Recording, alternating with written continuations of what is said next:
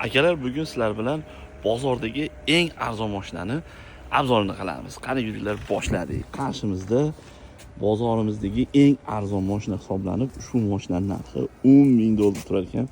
Akalar, bu mashinamiz hatto brendini ham bilmadim nimaligini. Bilganlar kommentariyada qoldiringlar. JMEV deb yozilgan. Balon diskalari ham 14 lik bo'lar ekan, 265 ga 65 R14. Xo'p, mashinamiz xuddi Siguldaqanga, lekin Siguldan kichkina. Siguldaqanga dvornilari mana bunaqangi bittalik hisoblanadi. Polni Siguldaqanga artib chiroyli tozalaydi. Mashinamiz oddiy qilib ishlangan, oldi sidenalari katta qilib ishlangan, bemalol ikkita odam sig'adi. Bu mashinani mana kaltlarini ham ko'rsataman. Kaltlari ham Cobalt'ga o'xshagan. Bemalol mashinani mana bunaqa qilib kaltini tiqib o't oldirsa bo'ladi. Panellari bor. Mana bu o'zimizni mashinalarga qo'yilgan Tesla monitorlari qo'yilgan. Skorlari shayba skorli RNG'si bor. Ruchnoye mexanik hisoblanadi. 12 voltli nimasi bor, ota perkuritsionli zaryadniki bor. Mana nimasi ham bor ekan. Mana klimat kontroli oldi materialdan ishlangan ikkita sidenya, bunda kishi bemalol sig'adi.